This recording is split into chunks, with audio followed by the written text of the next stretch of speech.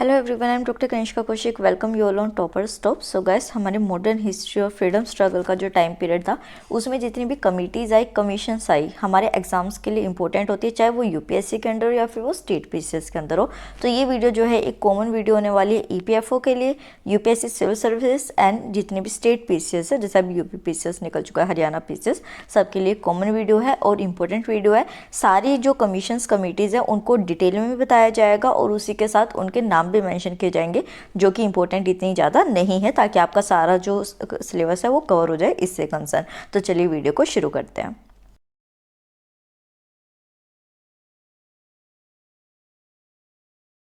तो सबसे पहले शुरुआत करते हैं एजुकेशनल कमीशंस जो भी हमारी कंट्री के अंदर आई, जिसमें सबसे इम्पोर्टेंट और सबसे पहले चार्ल्स वुड डिस्पैच को डिस्कस करते हैं। बहुत कॉमन है, क्वेश्चंस फ्रिक्वेंटली पूछे जाते हैं इससे।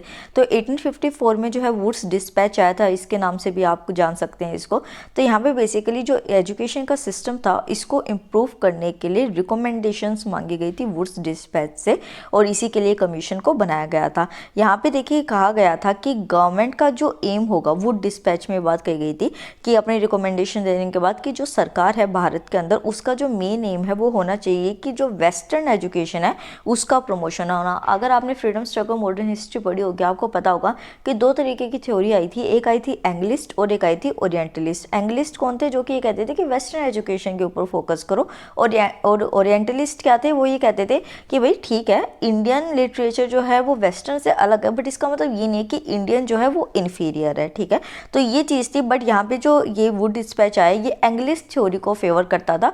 वो ये कहता था कि वेस्टर्न एजुकेशन का प्रमोशन ज़रूरत है, और उसके साथ उसने कहा कि जो भी यूरोप का लिटरेचर है, आर्ट है, साइंस है, फिलोसफी है, हमको उसके ऊपर एम्फेसिस देना चाहिए कि उसका प्रमोशन हो सके। उसी के साथ अगर एक शॉर्ट पॉइंट में मैं आपको बताऊँ, डायरेक्टली एक स्टेटमेंट, अगर वन लाइनर क्वेश्चन जैसे ईपीएफओ में पूछे जाते हैं, और इसके कमेटी के तो शायद यूपीएससी सिविल सर्विस में भी ऐसे पूछे जाएंगे। तो यहाँ पे मेन एम जो था वुड डिस्पैच का वो ये था कि यूरोपियन नॉलेज जो है उसका प्रोपगेशन हमको करना है।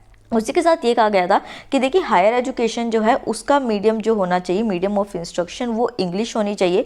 बट अगर हम छोटे लेवल पे बात करें, प्राइमरी लेवल पे या सेकेंडरी लेवल पे बात कर रहे हैं, तो हमें वर्नैकुलर लैंग्वेज की हेल्प लेनी चाहिए, क्योंकि उस टाइम जो है इंग्लिश हर पर्सन को नहीं आया करती थी, जो लोअर लेवल्स हुआ करते थे। तो उनका जो मेन एम था वो ये था कि यूरोपियन नॉलेज जो है वो मासेस में पहुँच सके, मतलब जो आम जनता है उनके ऊपर भी पहुँच सके। इस वजह से उन्होंने वर्नैकुलर लैंग्वेज जो है वो लोअर लेवल पे और अपर लेवल पे इंग्लिश लेवल को चूज करने की बात कही। नेक्स्ट वुड डिस्पैच में कहा गया कि हमें जो है एक ग्रांट इन एड भी प्रोवाइड करना चाहिए, मतलब कि थोड़े से जो फंड्स है वो भी प्रोवाइड करने चाहिए प्राइवेट इंटरप्राइजेस पे। तो अगर सभी प्राइवेट इंटरप्राइजेस पे इस तरीके से एड्स या फिर जो ग्रांट्स है वो देने लग जाएंगे, तो उससे क्या होगा कि कोई भी स्कूल या कॉलेज यूनिवर्सिटी खोल के बैठ जाएगा। तो उन्होंने एक कंडीशन लगाई कि जो इंस्टीट्यूशन जो है वो क्वालिफाई करेगा, कि मतलब कि एलिजिबल होगा, अगर वो क्वालिफाइड टीचर्स को अपॉइंट कर रहा है और उसी के साथ वो जो टीचिंग स्टैंडर्ड्स है उनको प्रॉपर्ली मेंटेन कर रहा है, तो दो इन एलिजिबिलिटी के अंदर इंस्टीट्यूशंस आ जाएंगे, उनको फिर गवर्नमेंट के थ्रू फंड्स प्रोवाइड किए जाएंगे। नेक्स्ट आता है हंटर कमीशन। ये भी बहुत इंपॉर्टेंट है, 1882 में आया है। डायरेक्टली भी आपसे ना कमीशन का नाम देके पूछ लिया जा सकता है कि ये किससे रिलेटेड कमीशन था, कब आया था और क्यों आया था। तो ये तो आपको एग्जैक्टली एक बेसिक याद रखना है। तो हंटर एजुकेशन कमीशन जो था वो वाइसरॉय लॉर्ड रायपन के थ्रू जो है अपॉइंट किया गया था। गवर्नर जनरल्स की और वाइसरॉय की जो वो है वीडियो है, मैं बना चुकी हूँ पिछली बार, आई थिंक 1-2 दिन पहले बनाई थी, तो वो भी आपको प्ले लिस्ट में मिल जाएगी। तो पहला पॉइंट तो आपको ये याद रखना है प्रीलिम्स के लिए कि लॉर्ड रायपन के थ्रू हंटर कमीशन 1882 का किया गया था। इसका जो ऑब्जेक्टिव था वो ये था कि देखिए जो वुड डिस्पैच में रिकमेंडेशन दी गई 1854 के अंदर, वो अब तक इम्प्लाई क्यों नहीं हुई है, मतलब कि वो अब तक एनफोर्स क्यों नहीं है। तो उनके नॉन इम्प्लीमेंटेशन के ऊपर इनको रिपोर्ट तैयार करनी थी, और उसी के साथ उनको ये बताना था कि जो ब्रिटिश टेरिटरी है उसमें एलिमेंट्री एजुकेशन का क्या स्टेटस है, और उसी के साथ ये भी बताना था कि एजुकेशन को हम किस तरीके से एक्सटेंड कर सकते हैं और इम्प्रूव कर सकते हैं। तो ये पूरा ही जो पॉइंट है आपके एग्जाम के लिए इंपॉर्टेंट है। ये याद रखना जरूरी नहीं है कि किसके थ्रू हेडेड था, क्योंकि हंटर कमीशन से आप समझ ही जाएंगे कि सर विलियम विल्सन हंटर के थ्रू ये किया गया था और 1882 में किया गया था।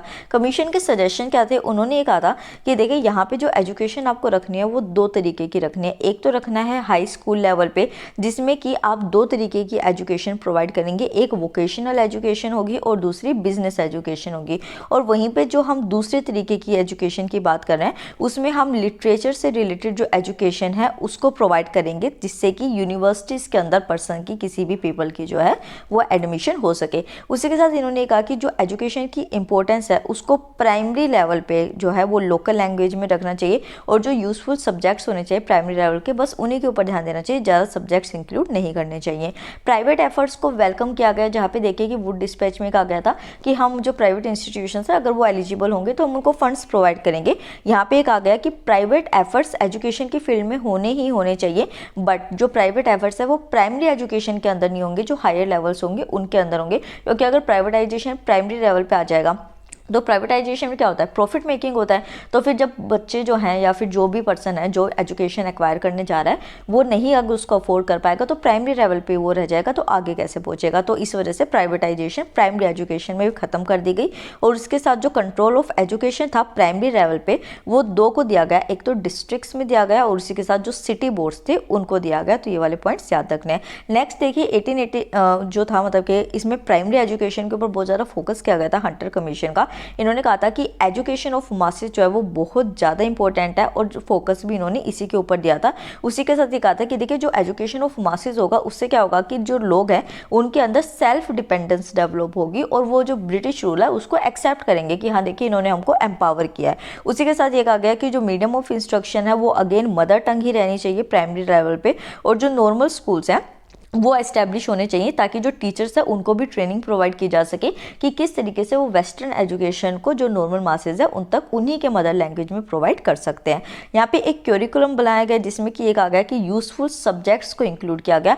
यूजफुल सब्जेक्ट्स यहाँ पे क्या थे, सबसे पहले क्योंकि हमारी जो इकोनॉमी थी वो एग्रीकल्चर बेस्ड स्टार्टिंग से रही है तो एग्रीकल्चर का सब्जेक्ट डाला गया। उसी के साथ जो नेचुरल और फिजिकल साइंसेज हो गया या फिर जो नेटिव मेथड थे, मतलब कि भारत के अंदर ही जो मेथड्स हुआ करते थे अर्थमेटिक को और मेजरमेंट्स को पढ़ाने के लिए, उन्हीं के ऊपर फोकस किया गया कि इनको इन्हीं की भाषा में समझाओ बट समझाओ। उसी के साथ जो प्राइमरी एजुकेशन का स्प्रेड था उसको ट्राइबल और बैकवर्ड पीपल के पास भी लेके गया और ये जो रिस्पॉन्सिबिलिटी थी वो किसके ऊपर दी गई, गवर्नमेंट को दी गई कि ये वाली रिस्पॉन्सिबिलिटी आपकी कि ट्राइबल और जो बैकवर्ड पीपल है उनको किस तरीके से आपको टीच करना है। और यहाँ पे फीस जो है वो ऐसा नहीं है कि हर पर्सन के ऊपर फीस एग्जैक्ट वही लगा दी गई, ये देखा गया पहले कि किस पर्सन के ऊपर क्या फाइनेंशियल डिफिकल्टी है और उसी के अकॉर्डिंग जो है इनके ऊपर फीस चार्ज की जाती थी।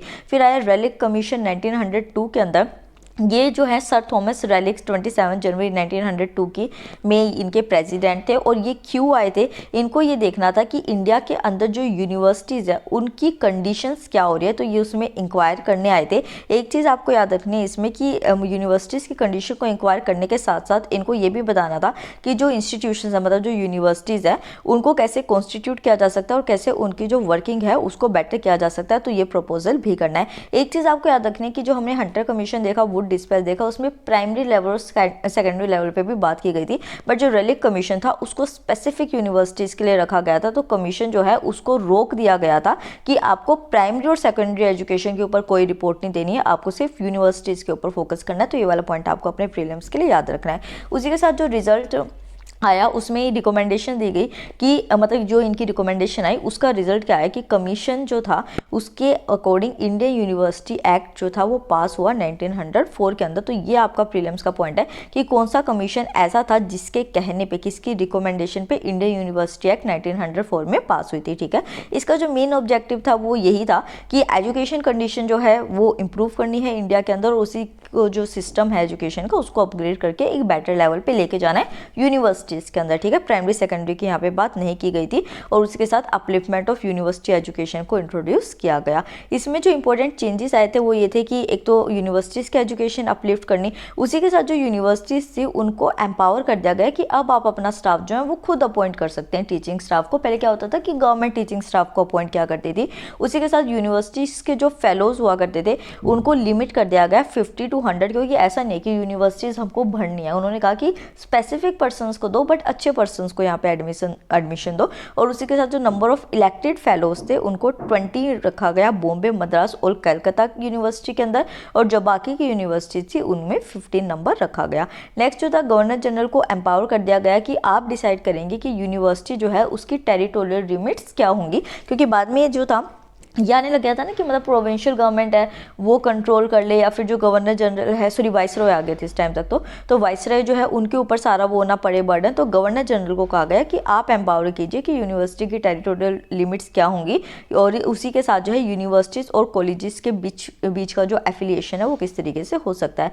इम्प्लीमेंटेशन जब यूनिवर्सिटी एक्ट के प्रोविजंस के हो गए तो उससे क्या हुआ कि कॉलेजेस के जो नंबर थे, मतलब जो मान लीजिए कि 10 कॉलेजेस थे, तो यूनिवर्सिटी एक्ट आने के बाद वो कितने हो गए, 4 हो गए। बट वो जो 4 कॉलेजेस के थे उनके अंदर नंबर ऑफ स्टूडेंट्स जो थे वो इंक्रीज हो गए थे कंसिडरेबली। नेक्स्ट आता है सैडलर कमीशन 1917 का। तो कलकत्ता यूनिवर्सिटी कमीशन के नाम से भी इसको जाना जाता है, ये वाला पॉइंट याद रखना है।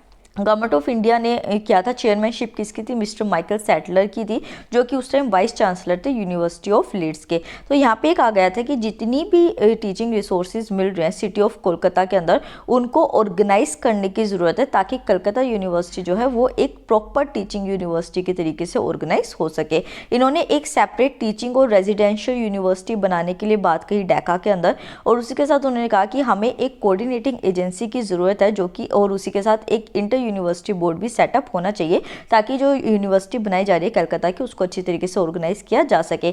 जैसे एक पास कोर्स होता है, जैसे कि एक बीए पास कोर्स होता है जिसमें आप सारे सब्जेक्ट्स को पढ़ते हैं, और ऑनर्स में क्या होता है आप एक स्पेसिफिक सब्जेक्ट को मास्टरिंग के साथ पढ़ते हैं, मतलब अच्छी तरीके से पढ़ते हैं। तो इसमें कहा गया कि ऑनर्स जो है कोर्सेज है उनको भी इंस्टीट्यूट करना चाहिए। सिर्फ ये नहीं है कि आप पास कोर्सेज को करे जा रहे हैं, और पास कोर्सेज और ऑनर्स के कोर्सेज जो होते हैं उनको डिफरेंट करना, मतलब कि डिफरेंशिएट करना ज़रूरी है, और बच्चों को बताना जरूरी है कि क्या इनके अंदर फ़र्क है। उसी के साथ जो है एक वाइस चांसलर को अपॉइंट करना यहाँ पे जरूरी है, जो कि फुल टाइम और ऊपर से उसको सैलरी दी जाए। ये नहीं है कि मतलब कुछ उसको बस प्रमोशंस दे के वो टाल दिया गया। और उसी के साथ जो है एडमिनिस्ट्रेशन हेड जो है यूनिवर्सिटी का बनाना चाहिए। सेनेट जो है उसको रिप्लेस करना चाहिए कोर्ट से और एग्जीक्यूटिव काउंसिल से। तो सेनेट को किससे रिप्लेस किया गया, कोर्ट से, और जो सिंडिकेट्स थे उनको एग्जीक्यूटिव काउंसिल से रिप्लेस कर दिया गया। यूनिवर्सिटीज़ जो थी उनके ऊपर जो एक एक्सेसिव ऑफिशियल कंट्रोल हुआ करता था उसको ख़त्म करने की और फ्री करने की यूनिवर्सिटीज़ को बात की गई। फिर आया हैटॉक कमीशन 1929 का। सर फिलिप जोसेफ हैटॉक के अंदर जो है इसको अपॉइंट किया गया था, और इनको जो है एक सर्वे करना था कि इंडिया के अंदर ग्रोथ ऑफ एजुकेशन किस तरीके से हो रही है। तो हैटॉक कमेटी कब आई, 1929 के अंदर। ईयर्स आपको याद रखने हैं, ठीक है, और किस स्पेसिफिक एरिया के लिए आई थी वो याद रखने हैं। इन्होंने जो ज़्यादा से ज़्यादा अटेंशन देने की बात की गई वो कही मास एजुकेशन के ऊपर, कि आप जितना भी मासेस है, मतलब जो लोकल पॉपुलेशन है उसको पढ़ाइए, उसके बाद जो है आप सेकेंडरी और यूनिवर्सिटी एजुकेशन के ऊपर ध्यान दीजिए। तो इन्होंने प्राइमरी लेवल की बात की, और उसी के साथ ये कहा कि देखिए जो प्राइमरी लेवल है उसमें आप एजुकेशन को प्रोवाइड करते हैं, तो यहाँ पे एक प्रॉब्लम है वेस्टेज की और स्टैग्नेशन की, मतलब कि सिर्फ जो है रिसोर्सेज वेस्ट हो रहे हैं और स्टैग्नेशन है, मतलब कि कोई ग्रोथ नहीं हो रही है, तो इसको आपको ध्यान देना चाहिए। इन्होंने जो पॉलिसी दी उन्होंने दी कंसोलिडेशन की। उन्होंने कहा कि आप जो है स्कूल्स का मल्टीप्लीकेशन मत कीजिए कि लिया और स्कूल खोल दिया, जो स्कूल है उनको कंसोलिडेट कीजिए, बट जो प्राइमरी कोर्सेज है उनकी ड्यूरेशन आप 4 से 5 घंटे मतलब कि 4 to 5 ईयर्स के रखिए, ताकि जो स्टूडेंट्स है वो उसमें एनरोल करें, उनको ये ना लगे कि यार बहुत साल पढ़ना है, उसी टाइम में उनको अच्छी आप एजुकेशन प्रोवाइड कर दीजिए। उसी के साथ जो भी क्वालिटी पे या फिर जो सर्विस कंडीशंस हुआ करती थी टीचर्स की उनको इम्प्रूव करने की बात कही गई, ताकि टीचर्स भी खुद पे खुद इंटरेस्ट लें बच्चों को पढ़ाने में। और उसी के साथ जो भी सिलेबस हुआ करता था टीचिंग मेथड्स का वो आप उनको प्रोवाइड कीजिए, टीचिंग मेथड्स बताइए, उनकी ट्रेनिंग कीजिए टीचर्स की, और एक लोकल इन्वायरमेंट के अकॉर्डिंग कीजिए जो भी विलेज और उस लोकेलिटी के अंदर प्रेजेंट है जहाँ पे वो टीचर पढ़ाने के लिए जा रहा है। फिर आया सर्जेंट प्लान 1944 के अंदर, ये भी एजुकेशन का था। किसके थ्रू दिया गया था, सर जॉन सर्जेंट के थ्रू दिया गया था। यहाँ पे एजुकेशन के ऊपर एक कॉम्प्रीहेंसिव स्कीम जो है, मतलब कि एक फुल डिटेल जो स्कीम थी वो बतानी थी, 1944 के अंदर ये आई थी। और इन्होंने रिकमेंडेशन क्या दी गई थी, पहली बात ये कहा गया कि इन्होंने कि देखिए प्राइमरी से पहले भी एक प्री प्राइमरी एजुकेशन की ज़रूरत है, जिसमें 3 से लेकर 6 साल के जो बच्चे होते हैं, जैसे अभी अपने स्कूल्स में हुआ करता था ना, प्रेप क्लासेस हुआ करती थी नर्सरी से पहले, तो यही बात की गई कि प्री प्राइमरी एजुकेशन जो है वो चिल्ड्रंस को प्रोवाइड की जाए 3 to 6 ईयर ऑफ एज के अंदर। और उसी के बाद जो है जो यूनिवर्सल या फिर जो कंपलसरी एक free primary basic education provide करनी चाहिए। और उसमें कौन सी एज लिमिट के बच्चे आएंगे, जूनियर बेसिक लेवल पे 6 to 11 एज के बच्चे आएंगे, और सीनियर बेसिक लेवल पे 11 to 14 ईयर्स के बच्चे आएंगे। तो ये वाला जो आपको डाटा दिया गया है ये आपको प्रीलिम्स के याद रखना है, ठीक है। फिर जो है हाई स्कूल्स जो हैं वो एजुकेशन कही गई कि हाई स्कूल एजुकेशन 6 ईयर्स की होनी चाहिए, और इसमें 11 से लेकर 17 ईयर्स एज के बच्चे रहने चाहिए। डिग्री कोर्सेज जो होंगे जैसे अपना ग्रेजुएशन लेवल होता है वो 3 ईयर्स का होना चाहिए। चाहिए हायर सेकेंडरी एग्जामिनेशन के बाद, और ये सिर्फ सिलेक्टेड स्टूडेंट्स के लिए होना चाहिए। ये नहीं कि हर स्टूडेंट को आप उसमें एडमिशन दे रहे हैं। तो इस तरीके से एक तरीके से फिल्ट्रेशन कर देनी एंट्रेंस लेवल के थ्रू। फिर एक टेक्निकल, कॉमर्शियल और एग्रीकल्चर और आर्ट एजुकेशन को प्रोवाइड करने की बात की गई, और ये कहा गया कि आप इसको फुल टाइम और पार्ट टाइम दोनों स्टूडेंट्स को प्रोवाइड करेंगे, जैसा भी मतलब कि उनका वो होगा, मतलब कि स्टूडेंट्स के ऊपर डिपेंड कर दिया गया कि जैसे आपकी इच्छा है, जैसे आपके पास टाइम, आप उस तरीके से फुल टाइम या पार्ट टाइम जो है एजुकेशन वो ले सकते हैं। गर्ल्स स्कूल को शुरू किया गया, और उसी के साथ डोमेस्टिक साइंस जो हुआ करती थी उस टाइम पीरियड में, आई थिंक ये होम साइंसेस होता था, उसको टीच करने के लिए कहा गया। फिर जो है लिक्विडेशन ऑफ अडल्ट इलिटरेसी की गई। ये कहा गया कि आगे आने वाले 20 साल में जितनी भी अडल्ट इलिटरेसी है, मतलब कि जो बड़े लोग हैं, अनपढ़ हैं, उनको हमें पूरी तरीके से ख़त्म करना है, और एक पब्लिक लाइब्रेरी सिस्टम की भी डेवलपमेंट शुरू की गई। ये याद रखिएगा कि किस कमीशन के अंदर क्या क्या स्टेप्स ले जा रहे थे। और उसी के साथ एक फुल प्रोविज़न बनाया गया कि टीचर्स की ट्रेनिंग होनी ही होनी चाहिए, इसमें आप ये नहीं सोच सकते कि नहीं करें। फिर ये हमारे एजुकेशन कमीशन खत्म हो गए। अब आते हैं करेंसी कमीशन के ऊपर। ये थोड़ा सा ही है। तो मैंसफील्ड कमीशन जो है वो डफरिन के थ्रू 1886 के अंदर बनाई गई थी। क्या था कि यार मतलब इंडियन करेंसी कमेटी जो बनी थी, या फिर जिसको फॉवलर कमेटी भी कहा जाता है, ये गवर्नमेंट कमेटी थी, जिसमें कि बेसिकली 1898 के अंदर ये बनाई गई थी। हमारी इंडिया के अंदर जो करंट सिचुएशन थी करेंसी से रिलेटेड, उसको एग्जामिन करने के लिए। क्या होता था कि 1892 तक जो हमारे कॉइन्स छपा करते थे, मतलब जो निकला करते थे, मिंट हुआ करते थे, वो सिल्वर के अंदर हुआ करते, मतलब चांदी के सिक्के हुआ करते थे इंडियन करेंसी के, और सारा जो कॉइनेज सिस्टम था, कॉइन सिस्टम था, वो चांदी के सिक्कों के ऊपर डिपेंडेंट था। अब आप ये देखिए कि चांदी जो है वो आज के टाइम में आप देखिए कितना महंगा है। तो इतने महंगे मेटल के ऊपर क्यों डिपेंड होना है, इस चीज़ के लिए जो है मतलब कि इसको मैंसफील्ड कमीशन को बनाया गया था। तो ये बेसिकली क्या था कि जो इंडियन मिंट सिल्वर में हुआ करते थे कॉइन्स, उनको स्टॉप करने के लिए ये रिकमेंडेशन दी गई थी मैंसफील्ड कमीशन के थ्रू, और उसके बाद वो बंद भी कर दिए गए थे। अदर कमीशन जो करेंसी पे थी, सिर्फ ये मेन आपको याद करनी थी। अब बस आपको नाम याद रखने की डायरेक्टली अगर पूछ लिया जाए तो जो फॉवलर कमीशन थी वो एल्गिन सेकंड के थ्रू दी गई थी 1898 के अंदर। फिर आई बेबिंगटन स्मिथ कमीशन चैम्सफोर्ड के थ्रू 1919 में, ये भी करेंसी से ही रिलेटेड थी। हिल्टन यंग कमीशन आया लिंटिंग्लो के थ्रू 1926 के अंदर दिया गया था। इसमें आपको डिटेल नहीं पढ़ना, बस आपसे डायरेक्टली ये पूछा जाएगा कि करेंसी के ऊपर थी। नेक्स्ट आता है, देखिए हमारी कंट्री के अंदर फेमाइन जो है, मतलब कि सूखा जो था वो बहुत पड़ता था ब्रिटिशर टाइम में। तो तब कौन कौन सी कमीशन आई ये याद रखने। सबसे पहले आता है कैम्पबेल कमीशन, जो 1865-66 के टाइम पीरियड में आई थी। यहाँ पे बेसिकली क्या हुआ था कि जो उड़ीसा का एरिया था, बंगाल का एरिया था, बिहार और मद्रास का एरिया था, यहाँ पे सूखा पड़ गया था, और टोटल 20 लाख जाने जो थी वो उस टाइम में गई थी। और आप ये देखिए उड़ीसा के अंदर ही 10 लाख से ज़्यादा लोगों की मौत हो गई थी। और इसी के बाद कैम्पबेल कमीशन आया था। क्यों आया था? क्योंकि गवर्नमेंट ने कोई भी स्टेप्स नहीं लिए थे इस कैलेमिटी को मिलने के लिए, मतलब कि फेमाइन की जो कंडीशन आई थी उसमें कुछ रिलीफ प्रोवाइड करने के लिए जो भी वहाँ पे पॉपुलेशन थी, तो उसी के लिए कैम्पबेल कमीशन को बनाया गया। यहाँ पे क्या हुआ था कि गवर्नमेंट पूरे बस फ्री ट्रेड के चक्कर में पड़ी रहती थी कि हमें फ्री ट्रेड करना है, हमें प्रॉफिट कमाना है, और जो जितना भी काम था वो सारा चैरिटेबल रिलीफ वॉलंटरी एजेंसीज को कर दिया, भाई जिसको आके मदद करनी है, फेमाइन में जो लोग पड़े हुए हैं वो कर लो। तो ये जो फेमाइन था ये एक टर्निंग पॉइंट आया, और यहाँ पे प्रोटेस्ट होना शुरू हुआ, और उसके बाद कमेटी बनाई गई जॉर्ज कैम्पबेल के अंदर। तो ये वाला आपको ये पॉइंट याद रखना है कि ये फेमाइन के लिए बनाई गई थी, और 1865-1866 में आई थी। फिर आता है स्ट्रेची कमीशन, जो 1878 में आई थी, सर रिचर्ड स्ट्रेची के अंडर ये आई थी। ये जो कमीशन था ये अगेन जो है किसके लिए आया था कि देखिए जो फूड ट्रेड हुआ करता था उस टाइम ब्रिटिशर्स का, उसके अंदर इन्होंने आके इंटरफेयर किया था कि अगर फेमाइन आ रखे तो इस टाइम आप अपनी पॉपुलेशन को किस तरीके से खाना प्रोवाइड करेंगे। आप सिर्फ फूड ट्रेड जो है अपने प्रॉफिट के लिए नहीं चला सकते। तो 1896-97 के अंदर जब मतलब कि इस तरीके के मेजर फेमाइन्स आए, तो स्ट्रेची कमीशंस जो था जो 1878 में बनाया गया, उन्होंने अपनी रिकमेंडेशन दी गई थी। फिर आया लयाल कमीशन। लयाल कमीशन जो है वो 1897 के अंदर कॉन्स्टिट्यूट हुआ था।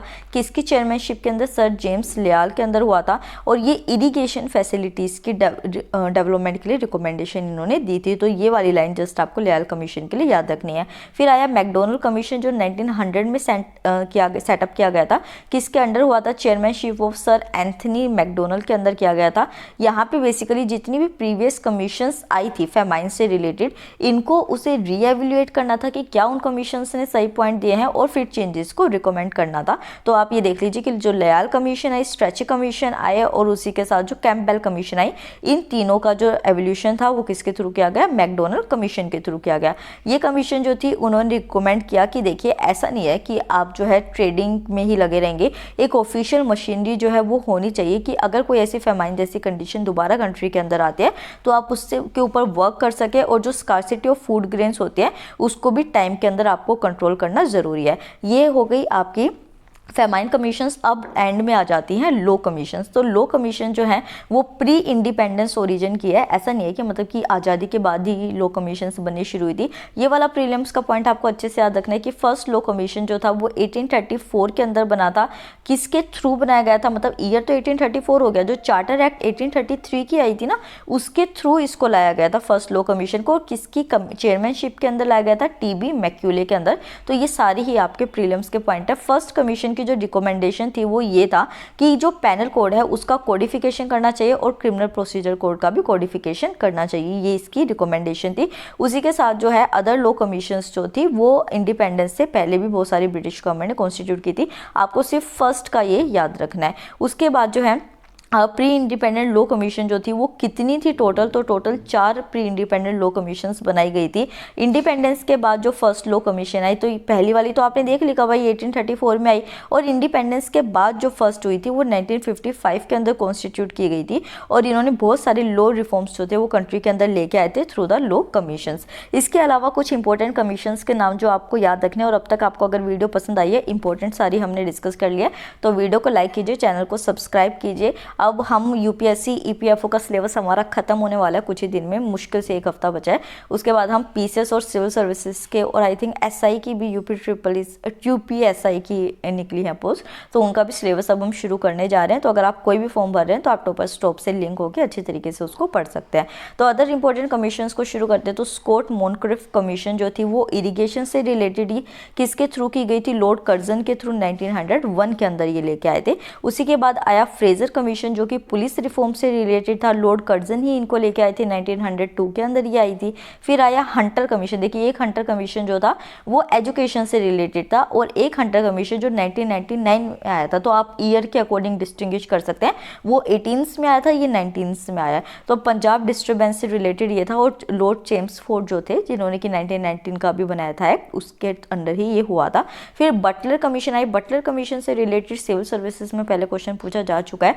तो जो भी इंडियन स्टेट का रिलेशन था ब्रिटिश क्राउन के थ्रू, ये कहा गया था कि जो इंडियन स्टेट्स है उनको आप इन्फीरियर नहीं मान सकते हैं, उनको भी आप पावर दीजिए। तो ये लॉर्ड इरविन के थ्रू 1927 के अंदर एस्टेब्लिश किया गया था। फिर विटले कमीशन जो था वो लेबर से रिलेटेड था।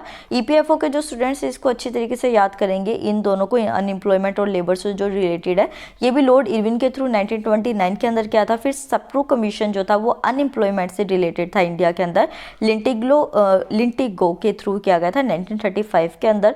फिर आया चैलफील्ड कमीशन जो आर्मी से रिलेटेड था, ये भी लिंटिगो के थ्रू 1939 के अंदर किया गया था। मतलब 4 साल का डिफरेंस इन दोनों के अंदर आ गया था। फ्लाउड कमीशन जो है वो टेनेंसी इन बंगाल से रिलेटेड था, और ये भी लिंटिगलो के थ्रू 1940 में किया गया था। तो गाइस मैंने कल एक वीडियो डाली थी इंडस्ट्रियल रिलेशन की, उसमें आपका रिस्पॉन्स बहुत अच्छा था।